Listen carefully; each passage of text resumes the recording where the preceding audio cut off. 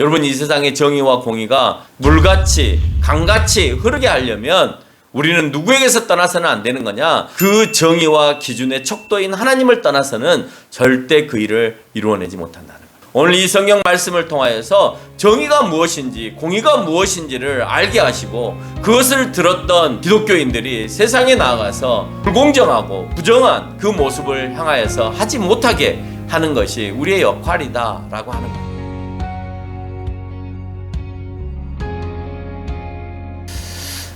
오늘 본문을 가지고 여러분과 함께 말씀을 나눌 제목은 정의가 죽은 세상이라는 제목으로 여러분과 함께 말씀을 나누려고 합니다. 한번 따라서 해볼까요? 정의가 죽은 세상. 정의가 죽는 세상이라고 되어 있는데 정의가 죽은 세상이라는 제목으로 여러분과 함께 말씀을 나눕니다. 과거에 그 쌀을 대바가지로 사서 먹었던 시절이 있습니다. 그러니까 쌀을 사와라 그러면 쌀집에 가서 대로 쌀을 퍼가지고 노란색 푸대 종이에다가 한 말 또는 한 돼 이렇게 받아다가 밥을 먹었던 그런 시절이 있었습니다. 그때 동네에 한번 난리가 났습니다. 왜 난리가 났냐면 그 바가지를 속인 거예요. 그 대바가지를. 그 대바가지를 어떻게 속였냐? 밑에다가 베니아합판을 한 장 더 깔아가지고 그 대바가지 높이를 높인 겁니다. 그러니까 쌀이 좀 덜 들어가겠죠? 바가지 안에다가 베니아판을 똑같이 잘라가지고 바닥을 높였으니까 쌀이 좀 덜 들어갈 겁니다. 옛날에는 못 먹고 살던 시대였기 때문에 쌀을 그렇게 뭐 대로 받아다가 먹고 살았던 시대였기 때문에 꼼꼼하신 분들이 있죠. 분명히 내가 한 대를 사면 우리 식구가 며칠을 먹고 몇 끼니를 먹는데 꼭 이 집에서 쌀을 받아오면 쌀이 좀 부족해 라고 하는 것을 이제 알게 된 아주머니가 그걸 가지고 이제 따지게 됐고, 그래서 이제 그 쌀집에 이제 싸움이 나게 된 겁니다. 알고 봤더니 대바가지 아래에 베니아판을 하나 깔아놓고 쌀을 파는 것입니다. 정의롭지 않죠. 돈을 좀 더 벌 수 있는 방법이긴 합니다만은 속임수죠. 우리가 장사를 하거나 사업을 하거나 아니면 상대방을 대상으로 해서 어떤 일을 할 때 그렇게 될 수 있으면 공의롭지 못하는 것에 앞장서야 될 이유가 없는 겁니다. 좀 더 정직하게 물건을 팔아야 되고, 좀 더 좋은 것을 팔아야 되고, 좀 더 솔직하게 팔아야 되고, 내가 이문이 좀 덜 남더라도 그렇게 했을 때 사람들은 그 마음들을 알아보고 다시 가게 되는 거죠. 또 세상에서는 정의롭지 못하는 것에 대해서 어떤 구호를 외치고 있냐면 무전유죄, 유전무죄라는 말을 또 일삼아 얘기합니다. 돈이 없으면 죄 없는 사람도 유죄가 되는 거고, 돈 있는 사람은 죄가 있어도 무죄가 되는 세상, 그런 세상이 지금의 세상이다라고 외치는 겁니다. 여러분, 돈 많은 사람들이 그 다음에 자녀를 키우고 그 돈 많은 가정에 태어나서 그 자녀가 성장을 했을 때 그것은 공정한 사회일까요? 과거에는 그것이 공정하다고 생각했습니다. 부모가 돈을 많이 벌었으니까, 할머니 할아버지가 돈을 많이 벌었으니까 당연히 그 재산은 자녀나 또는 그 자식들에게 고스란히 물려주면 된다라고 생각을 했습니다. 그래서 그 돈이 수천억이든 수조 원이든 그게 적당한, 국민들이 생각할 때 이 정도면 적당하다라는 수준이 아니라 과하다, 이건 너무했다 할 정도로 부에 대물림을 하는 경우가 있죠. 그래서 지금은 이제 상속세를 물려서 상속을 할 때에 이제 그것을 세금으로 거둬들이는 그런 일들을 하게 됩니다. 여러분, 옛날에 있었던 종이나 노예 제도들은 올바른 공의로운 사회였을까요? 종과 노예 제도가 있었던 시기에는. 지금 이 시대에 보면 옳지 않은 시기이죠. 지금 이 시기에 보면 종이나 노예를 사용하는 것은 옳지 않은 시기지만, 80년대까지만 하더라도 지방에서는 각 집에 농사를 좀 크게 짓는 가정에서는 종을 두고 살았던 가정들이 많이 있습니다. 미국도요. 미국도 1700년도까지 노예 제도가 있었습니다. 그리고 노예 제도를 반대하기 위해서 전쟁을 치렀고 남북 간의 전쟁을 치러서 미국 내에 분쟁이 일어났던 시기들도 있었습니다. 왜 그랬을까요? 노예가 없으면 농사를 지을 수 없기 때문에 그렇습니다. 근데 노예가 해방을 외쳤던 이유 중에 하나는 우리가 농사를 지어서 밥만 먹고 사는 것이 중요한 것이 아니라 우리도 돈을 벌어서 너희들처럼 땅을 사고 농사를 지을 수 있는 그런 터를 마련하는 것이 노예들도 원했던 모습들이죠. 그래서 그들은 미국의 북부 지역인 미시건 주변에 공업지대가 발달하면서 그쪽으로 인력들이 필요하기 때문에 북쪽에 있는 미국 사회는 노예 제도를 풀어줘야 위에 이제 공장지대에 와서 일을 할 수 있으니까 노예 제도를 반대했고, 남쪽에 있는 사람들은 이미 농경 문화 속에서 노예가 필요했기 때문에 풀어줄 수 없다라고 하는 이유 때문에 그들은 전쟁을 하게 됩니다. 결국은 인력이 부족하여서 인력 싸움이다라고 말할 수 있는 것이죠. 그 노예 제도가 1500년, 1600년도에 유럽 사람들을 통해서 아프리카나 남미 사람들을 데려다가 노예나 종으로 삼았습니다. 우리나라도 임진왜란 때에 그들이 전쟁을 마무리 짓고 갈 쯤에 부산 일대, 포항, 또 울산, 경주 이런 지역에 있었던 사람들을 데려다가 영국이나 네덜란드 상인회에 우리 민족을 팔아서 종으로 그렇게 넘겼던 역사적인 자료가 있습니다. 그래서 우리 민족이 임진왜란 당시 1990년도 이후에 임진왜란 당시에 우리 민족 한 1만 명 정도가 유럽으로 넘어가서 종으로 살아서 한 500년 전에 우리 한국 사람이 그곳에 거주했다라고 하는 흔적이 남아있고, 비슷하게 생긴 영국인들이 한국 사람도 약간 섞인 것 같고 영국 사람도 약간 섞인 것 같은 그런 모습을 한 외국 사람들이 꽤나 많이 영국 사회 안에 존재하고 있다라고 하는 거예요. 그런데 재밌는 건 뭔지 아세요? 그렇게 종을 팔고 또 종을 사고 하는 일이 그 당시까지도 그게 공의롭거나 불법이 아니라고 생각했지만, 종으로 끌려가는 사람들은 자기가 누울 수도 없는 그런 공간에 그런 배에 탑승을 해서 가는 목적지까지 노를 젓고 잠을 잘 수 없는 아주 비좁은 공간과 열악한 환경 속에서 죽어나가는, 그래서 그들은 억울하지만 그 억울함을 해결하지 못하고 사회가 이러니까 내가 당해야 된다라고 하는 그런 생각으로 살아가게 됐다. 그런데 그 노예를 팔았던 사람이 찬송가를 짓습니다.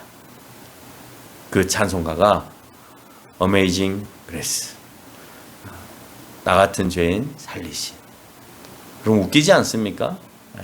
그런 찬송가를 지었습니다. 물론 회개하는 심정으로 그런 찬송가를 지었겠지만, 그 역사 속에서 그 노예를 팔았던 그 사람이 찬송가를 지음에 대하여서 정말 그 시대에는 이해할 수 있을지 모르겠지만 지금에 와서는 이해가 안 되는 아주 불공정하고 불의한 그런 사회였다는 겁니다. 내 가족이 억울함을 당할 때 많이 있죠. 세월호 사건을 통해서도 억울함을 당했고, 그 외에도 여러분이 예를 들어서 교통사고가 났는데 그 억울함을 풀어주지 않거나, 자녀가 군대에 갔는데 군대에 가서 당한 일에 대해서 억울함을 풀어주지 않을 때, 그 사람들은, 그 가족들은 매일같이 국회에 피켓을 들고 나아가서 외치거나, 아니면 대통령이 있는 용산에 가서 외치거나, 아니면 시장 보고 들으라고 광화문이나 시청 앞에 나가서 외치는 사람들이 있습니다. 그 이유는 세상이 정의롭지 않다라고 하는 겁니다. 왜 종을 팔지 않고 종을 거래하지 않는 그런 세상, 이제는 우리가 봉급을 제대로 받고 쌀 몇 가마 몇 말 이렇게 받고 노동을 하는 시대가 아니라 정당하게 일을 하고 봉급을 받는 시대임에도 불구하고 우리는 왜 억울하다고 생각하고 그 억울함에 대해 참지 못하고 분노하고 하소연하고 있는가 하는 것을 이 시대에도 우리가 생각해 볼 필요가 있다는 거예요. 그 말은 지금 이 시대에도 우리는 공의롭지 못하고 불의한 세상에서 살아가고 있다라고 하는 것에 대한 반증을 보여주고 있는 것입니다. 그래서 하나님께서는 아모스를 통해서 이제 너희는 불의함을 거두고 5장 24절에서 말씀하고 있는 것처럼 정의가 물같이 흘렀으면 좋겠고 공의가 마르지 않은 강같이 흐르게 되어질 것이다 라고 선포하고 있습니다. 아무리 좋은 세상이 와도 세상에서는 정의가 올바로 서지 못하고 공의가 흐르지 못합니다. 권력과 부를 쥐고 있는 이들은 그 시대가 어느 시대이든지 간에 권력과 부를 유지하기 위해서 또 다른 편법과 불공정을 만들어내고 있습니다. 정권이 바뀌어서 이제 문 정권 때 했던 방식, 그래서 그들은 공정한 세상, 편법이 없는 세상을 만들려고 노력을 했다고 얘기를 하고 있고, 그래서 과거의 것을 청산하고 부정한 것을 척결하기 위해서 임기가 시작되자마자 전 정권의 사람들을 다 가두는 일을 했습니다. 불공정했으니까 가두었겠죠. 근데 마찬가지로 새로운 정권 역시 자기네들이 부정했다고 생각하는 그 사건들에 대해서 다시 재수사가 들어가게 되고, 그래서 그 사람들을 또 가두려고 하는 그런 모습을 보게 됩니다. 그랬더니 문정권에 있었던 사람들이 하는 소리가 또 과거를 들쑤셔서 과거 청산을 하려고 하는 거냐 라고 얘기했더니 지금 정권이 하는 소리가 너희도 하지 않았느냐 라고 하면서 서로가 자기가 공의롭다라고 하는 말로 얘기하고 있다는 것입니다. 인간의 의지에서 이끄는 세상에는 악이 함께 존재하기 때문에 아무리 자기가 좋은 의지를 가지고 일을 한다 하더라도 그 마음에는 순수한 마음이 아닌 악한 마음이 그 안에 내포되어 있다는 거예요. 그래서 절대적인 정의와 공의로운 사회를 만들어낼 수 없다라고 하는 것을 반증하는 겁니다. 왜? 잘못된 악을 척결하려고 할 때 상대방들은 그게 불의하다는 거예요. 그게 한나라당이 됐든지 민주당이 됐든지 그게 불의하기 때문에 하지 말라는 겁니다. 근데 그들은 그것을 자를 대어서 그들을 끌어들이거나 아니면 투옥시킬 때 그들은 공의롭기 때문에 한다라고 얘기를 하는 거예요. 누구 말이 맞는 거예요? 잡아들이는 사람의 말이 맞는 겁니까? 잡혀가기 싫어하는 사람들의 말이 맞는 겁니까? 뉴스를 통해 보면 도대체가 누구의 말이 맞는지 모르겠어요. 어느 한편의 얘기를 들으면 그 사람 말이 맞는 것 같고 다른 편의 말을 들으면 그 사람의 말이 맞는 것 같고 항상 자기 편에서 그 말들을 주장하기 때문에 세상은 그 자체만으로도 분명히 거기에는 옳고 그름이 있을진데 그 옳고 그름마저도 희석시켜서 무엇이 옳고 무엇이 그른지 알 수 없는 세상이 되어버리는 세상이 되어버린다는 겁니다. 오직 정의와 공의는 여호와 하나님께로만 가능합니다. 왜? 그분만이 가장 정의롭고 가장 공의롭기 때문에 그렇습니다. 그렇기 때문에 인간은 죄 가운데 있다 하더라도 누구를 떠나서는 안 될까요? 하나님을 떠나서는 안 되는 거예요. 그 하나님을 떠나면 공의가 하수같이 정의가 물같이 나를 통하여서 흐르지 않게 되는 것입니다. 여러분, 이 세상의 정의와 공의가 하나님이 말씀하시는 것처럼 물같이 강같이 흐르게 하려면 우리는 누구에게서 떠나서는 안 되는 거냐? 그 정의와 기준의 척도인 하나님을 떠나서는 절대 그 일을 이루어내지 못한다는 거예요. 그러면 교회가 이 세상에 올바른 정의와 공의를 실현하고 있느냐? 그렇지 않습니다. 왜냐? 떠나 있는 사람들이 있기 때문에 그래요. 여러분들도 사실 냉정하게 여러분의 마음속에 가슴에 손을 얹고 얘기를 하면 여러분도 하나님과 진지하게 밀접하게 그렇게 관계를 가지면서 살아가고 있지 않잖아요. 그냥 주일에 한 번 만나는 그런 하나님으로 살아가는 경우가 너무나 많이 있잖아요. 그러니까 하나님으로 온전히 내가 연결해서 산다라고 말하기가 어렵다라고 하는 것입니다. 그러니 교회 안에 정의와 공의가 흐른다라고 하는 것은 쉬운 일이 아니다라고 하는 것이에요. 하나님으로부터 우리가 떠나지 말아야 그나마 우리를 통해서라도 조금이나마 정의와 공의가 이 땅에 실현되는 거예요. 하나님은 그걸 원하시는 거예요. 오늘 이 성경 말씀을 통하여서 정의가 무엇인지 공의가 무엇인지를 알게 하시고 그것을 들었던 기독교인들이 세상에 나아가서 불공정하고 부정한 그 모습을 향하여서 하지 못하게 하는 것이 우리의 역할이다라고 하는 거예요. 근데 그것을 못하고 있다, 그것을 내 삶 속에서 실현하지 못하고 있다라고 하는 것은 우리 역시 정의와 공의를 실현하지 못하고 살아가는 그리스도인이다 라고 하는 것입니다. 우리가 하나님께 끊기면 완전한 정의와 공의도 끊기는 것입니다. 그래서 오늘 본문 4장은 수도 없이 반복하여 너희가 죄로 인해 양식이 떨어지고 물이 끊기고 곡식이 마르고 나무가 마르고 전염병이 돌아 죽고 전쟁으로 성이 무너진다. 그러니 너희가 내게로 돌아오지 아니하였기 때문에 이와 같은 일들을 당하게 되었다라고 얘기를 하는 것입니다. 왜 이런 일을 당하게 되느냐? 너희가 나와 함께 하지 않았기 때문에. 나와 함께 하지 않아서 너희가 정의가 없고 공의가 없으니까. 그러니 정의가 없고 공의로운 사회를 내가 먹여 살릴 수가 없어서 양식도 안 주고 물도 안 주고 곡식도 안 주고 나무도 못 자라가게 하고 전염병이 돌아서 죽게 하고 전쟁을 통해서 무너뜨려 버리는 거예요. 왜? 하나님이 봤을 때 역겹고 더러운 세상이기 때문에 그렇다라고 하는 겁니다. 아모스는 7장 14절에서 언급하고 있는 대로 뽕나무를 재배한 목자였습니다. 별것도 아닙니다. 아주 그냥 평범한 일을 하고 있는 그런 사람이었습니다. 그 사람을 오늘 하나님께서 부르십니다. 그 부르심이 북이스라엘의 여로보암 2세 때, 그러니까 지금으로부터 BC 793년에서 753년 사이에 통치했던 그 시기에 오늘 아모스를 불렀던 거예요. 근데 그 시기가 북이스라엘에게 있어서는, 남유다 말고요, 북이스라엘에게 있어서는 경제적인 번영과 정치적인 안정을 누렸던 유일한 시기 중에 하나였습니다. 그런데 그렇게 정치적인 안정과 경제적인 번영을 이룰 때 오늘 아모스는 너희 나라가 망한다라고 하는 것을 선포해야 되는 선지자의 역할을 감당해야 된다는 거예요. 이 선포는 요일이 외쳤던 시기보다 많이 앞당겨져서 BC 760년 경으로서 여호와의 심판의 날이 이제 100년이 아니라 요일은 100년쯤에 외쳤다면 오늘 아모스는 그 심판의 날이 40년도 채 남지 않는 시기에 외쳐지게 되는 거예요. 점점 가까워진 것이죠.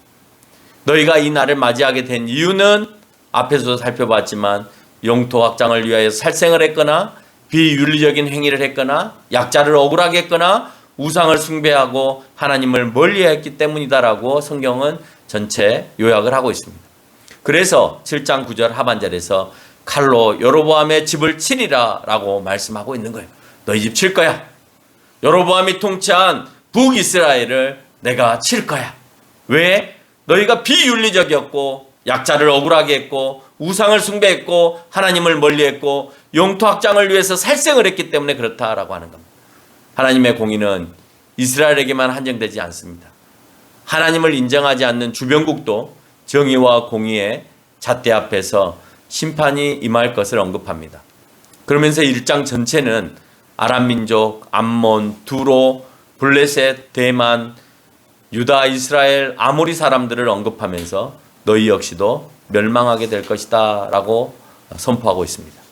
또한 9장 8절에서 여호와의 눈이 범죄한 나라를 주목한다라고 설명하면서 오늘 아모스를 통하여서 선포되어지는 것은 이스라엘만을 위한 선포가 아니라 여호와의 눈에 범죄한 모든 나라들에 대하여서 주목해야 될 내용이다 라고 하는 겁니다. 최근 들어 하나님의 역사가 교회 안에서만 해당되어지고 교회 밖에서 세상에서는 전혀 무용지물이다 라고 생각하는 사람들이 많습니다. 그래서 하나님이 분명히 그 일을 하게 하실 거고 하나님이 이 땅을 통치하실 거고 하나님께서 우리를 선히 이끄실 것이다 라는 이런 말들이 밖에서는 감히 할 수 없고 교회에서나 쉬쉬하면서 하는 경향들이 너무나 많습니다. 그러나 오늘 성경은 얘기합니다. 이 모든 일들은 천지를 지으신 여호와가 우주 가운데 역사하신다라고 하는 사실을 너희가 잊어서는 안 된다. 너희 믿는 너희 사람들에게만 해당되는 것이 아니라 믿지 않는 아람, 암몬, 두로, 블레셋, 대만, 아모리 사람들에게도 다 해당이 된다라는 말은 오늘 이 시간에 믿는 기독교인들에게만 이 말이 해당되어지는 것이 아니라 믿지 않은 주변 이웃들에게도 이 말들은 해당이 되어진다. 불의와 공의를 행하지 않을 때는 너희에게도 역시 똑같이 믿는 사람이든 믿지 않는 사람이든 심판이 임하게 될 것이다 라는 것입니다. 진정한 공의는 어떤 것일까요? 잘못한 타인을 야단하는 것은 긍정적으로 받아들이지만 하나님께서 나를 야단하는 것은 여러분 좋습니까? 싫습니까? 싫죠. 나에게 잘못한 상대방을 야단하는 건 좋아요, 안 좋아요? 좋죠. 가서 야단 좀 쳐줬으면 좋겠죠. 근데 하나님이 나를 야단하는 것은 너무나 싫죠. 여러분 하나님 믿으세요, 안 믿으세요? 네, 믿으십니다. 하나님이 그러면 내 아버지라는 것도 믿으세요? 네, 내 아버지라는 것도 믿으십니다. 그럼 내 아버지는 나를 혼내지 않으셨으면 좋겠어요? 아니면 혼냈으면 좋겠어요? 혼내지 않았으면 좋겠습니다. 그럼 내가 잘못을 했는데 나를 혼내지 않고 잘못한 이웃집 아들만 혼내면 내 아버지는 공의로운 아버지예요? 공의롭지 못한 아버지예요? 공의롭지 못한 아버지인데 자식된 우리는 아버지가 이웃집 아들만 야단치고 같이 싸웠는데 나는 야단 안 해주기를 바라는 거죠. 그러면 하나님은 공의롭지 못하는 것이죠.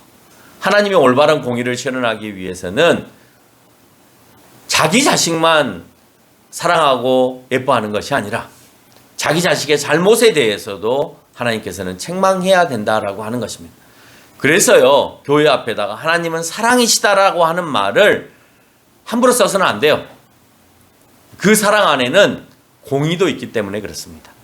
여러분이 생각하는 사랑은 모든 것을 다 참아주시는 하나님이라고 생각하는데 아니에요. 진정한 하나님은요, 그 사랑으로 잘못된 것들을 가르쳐 주시기도 하시기 때문에 하나님은 공의이기도 하십니다. 모든 아버지는 자녀가 잘못했다고 용서를 빌면 어떻게 합니까? 아빠, 내가 이런 큰 잘못을 했습니다. 그래서 아빠에게 용서를 빌게요. 그러면 일반적인 아버지들은 어떻게 하십니까? 그래도 잘못했으니까 해초리 가져와 그러죠. 해초리 가져와서 일단 네가 잘못한 거에 대해서는 매를 맞고 아니면 벌을 쓰고 그리고 나서 다음에는 하지 마라고 하면서 그래도 네가 솔직하게 얘기했으니까 매를 좀 탕감해 줄게 하면서 10대 때릴 거 5개만 때리든지 3개만 때리든지 아니면 벌 세울 걸 1시간만 벌 세우는 것이 아니라 네가 그래도 솔직하게 얘기했으니까 내가 10분만 손 들고 있게 할게 라고 할 수 있겠죠. 근데 용서를 빌지 않으면 더 야단이 들어가겠죠. 근데 아버지께서는 수도 없이 반복되어지는 잘못에 대해서 매를 들기 전까지 계속해서 참아주십니다. 그것을 눈으로 보고 계시는데 인간 아버지는 내 자식이 잘못한 걸 못 볼 수도 있죠.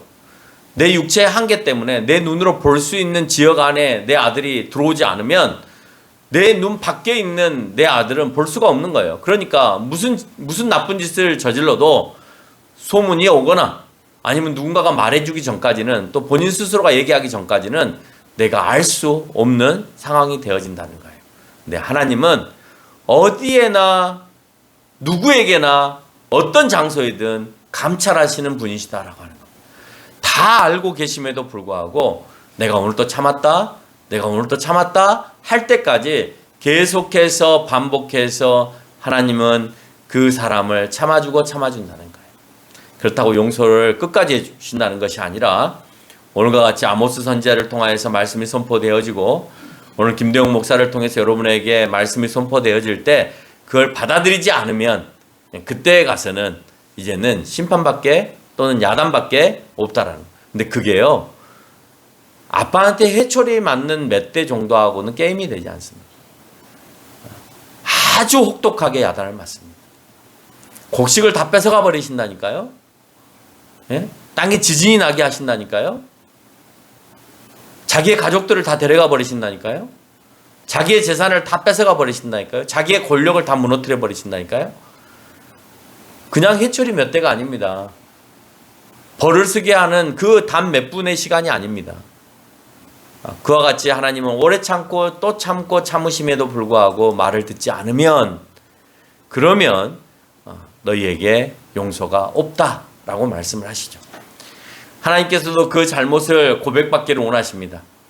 이것이 책망받지 않는 우리들의 비결입니다. 여러분, 아버지에게 자녀가 가서 아버지 잘못했습니다. 용서해 주세요. 그러면 매를 좀 탕감해 준다 그랬죠. 벌을 좀 탕감해 준다 그랬죠. 하나님도 마찬가지예요.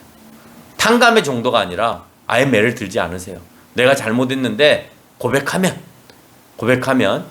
하나님께서는 아예 그러면 지금까지 했던 것은 탕감이라고 그냥 해주는 겁니다.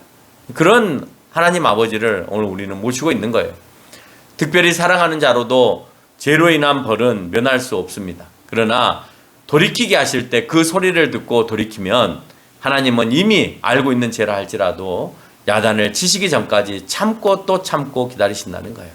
그러나 마냥 기다려 주시는 것이 아니라 우리에게 알아들을 수 있도록 말씀해 주시고 난 다음에 그래도 말을 듣지 않을 때, 그래도 말을 듣지 않을 때 그때 가서 책망을 하신다는 거. 이게 부모와 하나님과 다르다라고 하는 겁니다.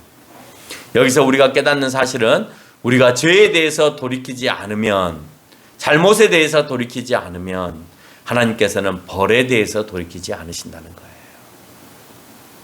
내가 안 돌이킬 거야.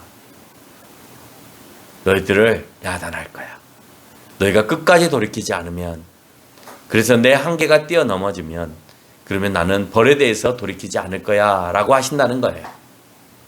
하나님께서 아모스를 통해서 하시는 한탄은 유다와 이스라엘이 온 이방인들처럼 공의롭지 않게 행하여서 이방인들과 함께 멸망의 길로 간다라고 하는 것입니다. 이방인들은 하나님을 모르니까 잘못된 공의와 잘못된 정의를 실천하면서 가고 있지만, 너희는 나를 알지 않느냐, 너희는 나를 알면서도 왜 이방인들처럼 공의롭지 못하게 그렇게 행동하느냐라고 하는 거예요. 우리는 그리스도인이라는 특별 의식 속에 살아갑니다. 아, 우리는 하나님의 자녀야, 우리는 하나님이 선택한 사람이야 라고 그렇게 살아갑니다. 마찬가지로 이스라엘 백성들도 그렇게 살았습니다. 우리는 하나님이 선택한 백성이야 라고 하면서 살았습니다. 그럼 특별한 백성이고 선택한 백성이면 그러면 특별한 존재로 살아야 되잖아요. 그래요, 안 그래요? 그래서 2장 10절로 11절에 말씀하고 있는 것처럼 내 자녀는 특별한 존재가 아니냐라고 하는 것을 얘기하는 거예요. 그런데 너희는 왜 특별하게 살지 않느냐는 거예요. 이런 특별한 백성이 2장 12절에서 말하고 있는 것처럼 너희가 나실 사람으로, 즉 구별되어 하나님의 일을 하게 할 사람에게 포도주를 마시게 하고 또 선지자에게 명령하여 예언하지 말라 하고 있다라고 하는 거예요. 특별한 백성이 특별하게 살지 못하는 전형적인 모습의 사례를 들어주면서 구별되게 살아야 될 나실인을 구별되지 못하게끔 살아가게 하고, 하나님의 말씀을 선포해야 될 이들에게 그런 말 우리에게 하지 마세요 라고 얘기한다는 거예요. 특별한 백성이 특별하게 살지 못하는 전형적인 모습이다 라고 하는 거예요. 요즘에 참 목회하기가 어려운데요, 목회하기가 힘든 이유 중에 하나가 여러분을 좀 더 신앙 안으로 이끌어내려면 듣기 싫어합니다. 이때 이 나라의 모습과 너무 많이 닮아 있어요. 선지자들이 어떤 예언을 할 때, 말씀을 선포할 때 하나님으로부터, 그때는 성경이 없었으니까요, 선지자가 직접 말씀을 듣고 백성들한테 선포를 하는데 그런 말 우리한테 하지 마세요 라고 한단 말이에요. 여러분에게 만약에 그렇게 예배드리면 하나님이 야단하십니다 라고 하면 여러분 듣기 좋아요, 안 좋아요? 안 좋죠. 여러분 그렇게 세상에 나가서 복음도 한마디 못 전하고 살아가면 하나님이 가만히 두지 않으십니다 하면 좋아요, 안 좋아요?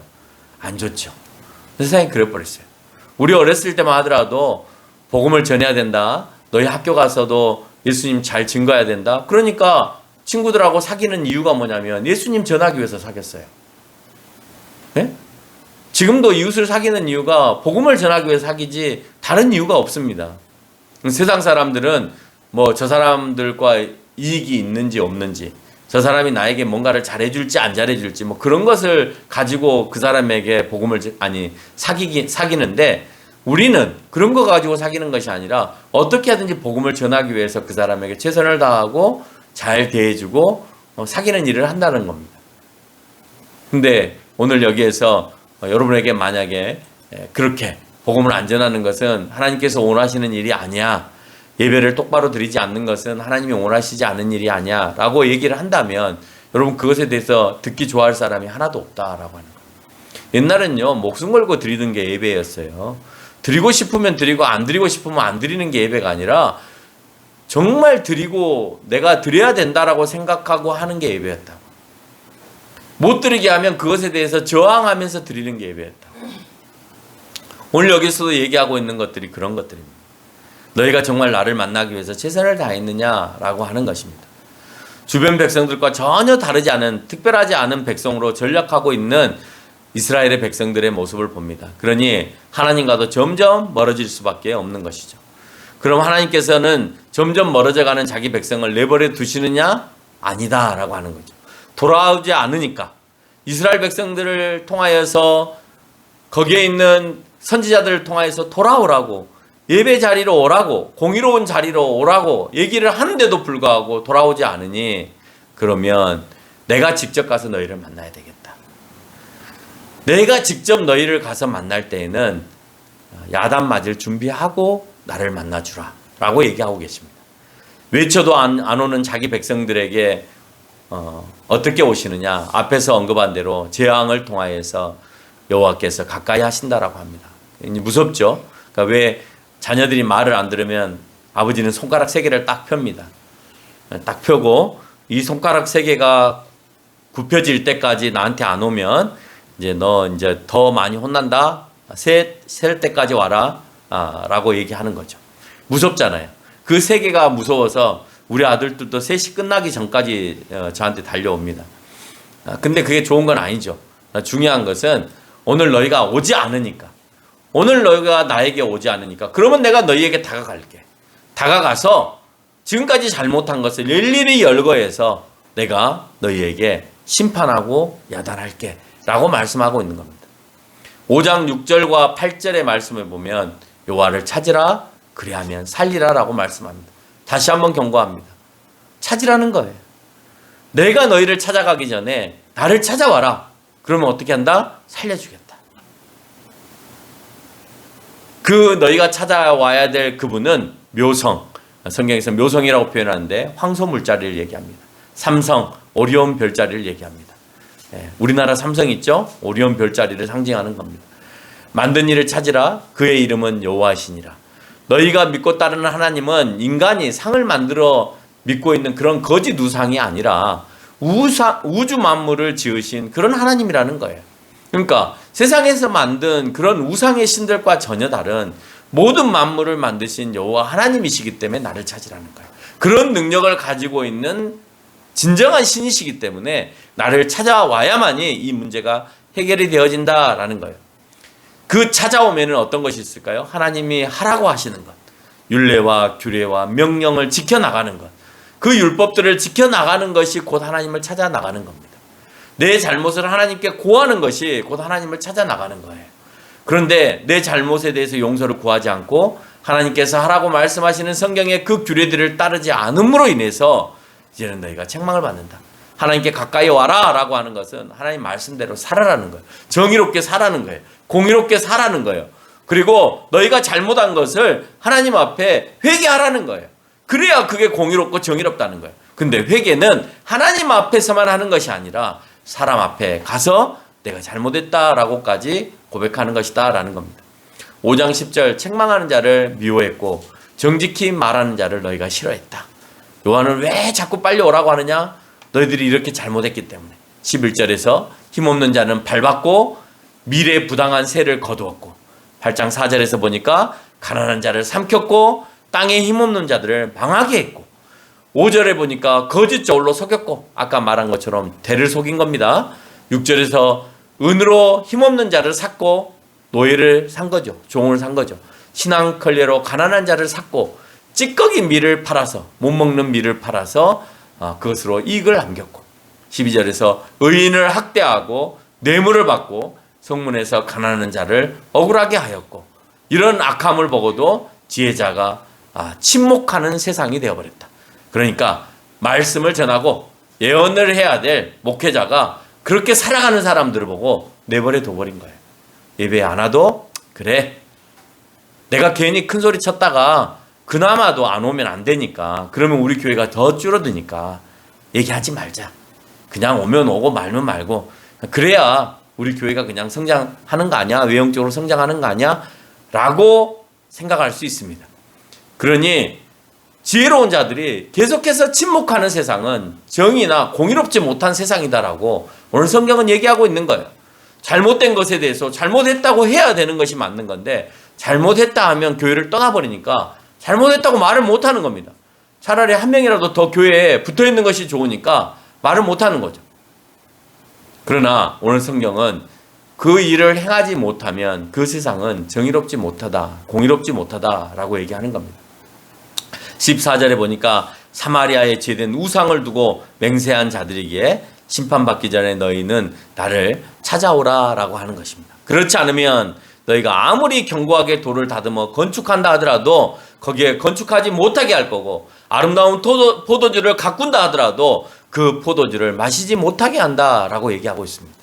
5장 24절에서 그러니 죽고 싶지 않거든 그 모든 죄를 가지고 나를 찾아와서 이실짓고 구하는 것이 맞다라고 얘기하는 것이고, 그렇지 않으면 5장 21절에서 너희가 지키는 절기, 종교적인 행위를 내가 미워할 것이고 멸시할 것이고, 너희가 성회에서, 성회라고 말하는 성스러운 회라고 말하는 그것에서 부르는 것을 기뻐하지 않을 것이다 라고.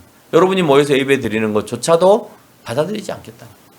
여러분에게 정말 세상에 공의가 살아있는지, 잘못된 우상의 숭배가 아직도 남아있는지, 의인들을 학대하는 행위가 남아있는지, 지혜자가 외치는 소리를 내가 귀담아 들으려고 하는지, 밖에서 억울하게 사는 사람을 도와주려고 하는지, 거짓 저울로서 사람을 속이지는 않고 있는지, 가난한 자들이 힘들게 살아가는 세상을 내가 방관하고 있지는 않은지를 살펴보라는 거예요. 그렇지 않으면 너희가 형식적으로 와서 예배드리는 이 모든 것들도 하나님께서 받지 않겠다라고 하는 것입니다. 그래서 5장 27절에 다메섹 밖으로 사로잡혀 가게 하겠다라고 말씀하죠. 곧 아수르에게, 다메섹 밖은 아수르를 얘기합니다. 아수르에게 너희들이 끌려갈 것이야 라고, 끌려가기 40년 전에 지금 선포되고 있는 것입니다. 너희가 먹을 것이 없고 패망한 것은 8장 11절에서 말씀하고 있는 것처럼 여호와의 말씀을 듣지 못한 기갈이다 라고 말씀하고 있는 겁니다. 누구의 말씀을 못 들었다고요? 여호와의 말씀을 듣지 못한 기갈이다. 여러분 귀에 가뭄이 들었어요.